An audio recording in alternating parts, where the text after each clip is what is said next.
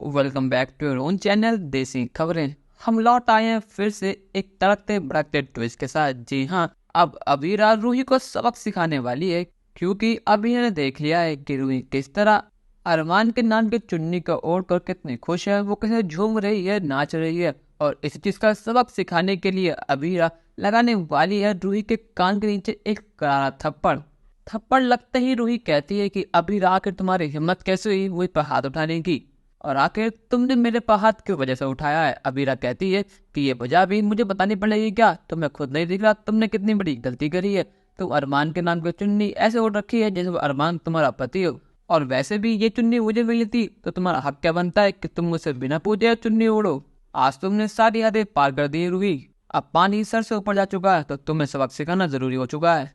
आखिर तुम हमसे चाहती क्या हो? मैंने तुमसे 1000 बार कहा है कि मेरे और अरमान के बीच मत आओ, पर लेकिन तुम मानते ही नहीं हो। तुम पहले हमारी हर बात में बोलती थी, फिर तुम अचानक से डिवोर्स पेपर ले आई, और अब तुम चीजें भी चुरा रही हो। कहीं तुम्हारा प्लान अरमान को चुराना तो नहीं है? कहीं तुम ये तो नहीं चाहती कि अरमान तुमसे शादी कर ले? कहीं तुम अरमान को लाइक तो नहीं करती?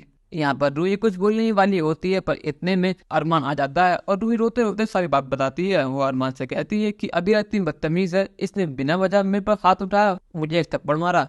अबीरा कहती है कि अरमान ये बात है नहीं, मैंने बिना वजह रूही पर हाथ नहीं उठाया। यहाँ अरमान गुस्सा होकर कहता है कि बस अबीरा बस, अब तुम्हारा बहुत हो गया, अब तुमने सारी हदें पार कर दी हैं। आखिर तुम्हारी हिम्मत कैसे हुई कि तुम रूही पर हाथ उठाओ?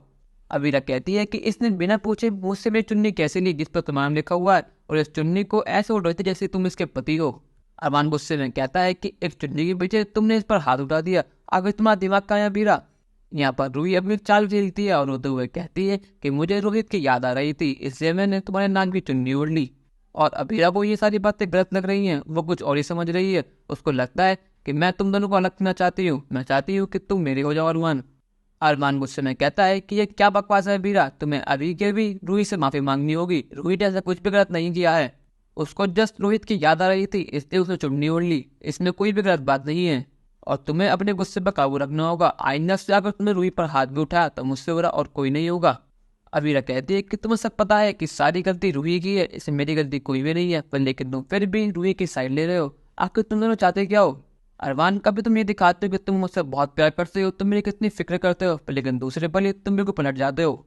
मैं मानती हूँ मैं तुम्हें जिम्मेदार हूँ, बस हमारा रिश्ता 3 महीने के लिए है, पर लेकिन 3 महीने हम खुशी खुशी रह सकते हैं, पर लेकिन ये रूही हमें कुछ रहने का देती है, ये हर बार हम दोनों के बीच टांग अड़ा देती है। अरमान रूही की साइड लेते हुए कहता है कि रूही कोई टांग नहीं लाती है, सबको पता है कि तुम कितनी लड़ाकू हो, घर में जितनी परेशानी होती है वो सब तुम्हारी वजह से होती है, और मुझे इस पर बहस नहीं करनी है, तुम्हें अभी की अभी रूही से माफ़ी मांगनी होगी।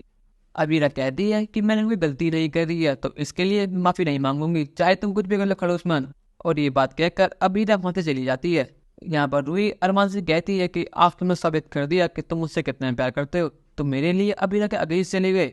अरमान कहता है कि रूही, अगर तुम ना आगे तो कुछ भी काम करा जिस महाराज को ले तो मैं तुम्हें देर माफ़ नहीं करूंगा। मैं तुमसे वादा किया है ना कि 3 महीने बाद मैं खुद सबको बता दूंगा, तो उसका वेट करो। उससे पहले अगर तुमने कोई भी ऐसी हरकत करी जिससे हम लोगों का राज बाहर आया तो मैं तुम्हें छोड़ूंगा नहीं। यहाँ पर अरमान ने अबीरा की साइड ना लेकर सही कराया गलत, अपनी राय हमें कमेंट में जरूर बताइएगा, और चैनल को नहीं कि सब्सक्राइब तो कर लीजिए। धन्यवाद।